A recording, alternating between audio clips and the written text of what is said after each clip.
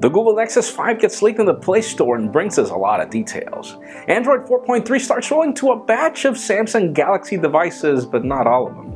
And Apple retains a multi-touch patent that could mean trouble for competitors. I'm Jaime Rivera. And please, Apple, today is Friday and it is not time for another patent soap opera part 2. This is Pocketnow Daily.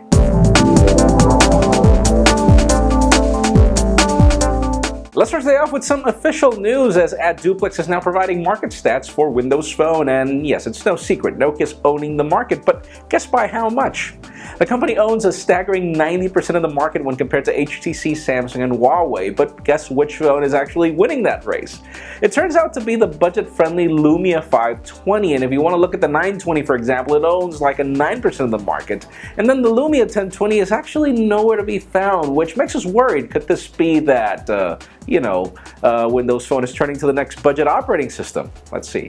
Let's continue talking about Samsung, as their update to Android 4.3 is now rolling to the Galaxy S4, but not every model. Obviously, it's going out to the international Exynos Octa i9500 and the LTE variant of the international model i9505. If you're like us in the United States, you will not be getting the update just yet, and we do not have any dates. And for those of you that are waiting for the update on the Galaxy Note 2 and Galaxy S3, well, November is probably your date, but then again, that's for the international variants as well, as we do not know when the US carriers are getting anything, so oh well.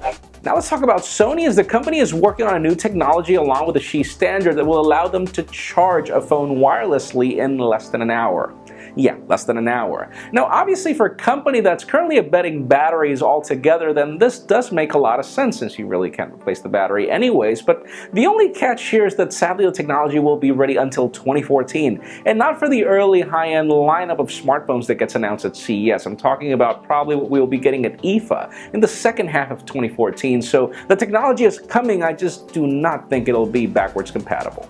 Now let's talk about Apple and the US Patent Office, a combination that a lot of people dread. But as it turns out, the government agency has decided to uphold a patent for multi-touch that will benefit Apple. And this is actually that patent that allows you to ignore certain swipes whenever you're scrolling along a website, which is really smart on iPhones. But obviously this was the same patent that got a lot of Samsung phones banned a couple of months ago, or probably a couple of years already.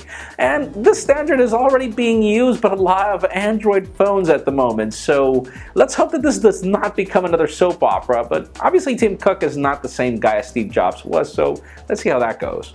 And finally, for the hot news of the day, I think Google has just intentionally leaked their Nexus 5 on the Google Play Store, and this is the smartphone that we're waiting for. We're talking about a Snapdragon 800 processor, a 5-inch display with LTE, and the 16GB model that is starting at $349.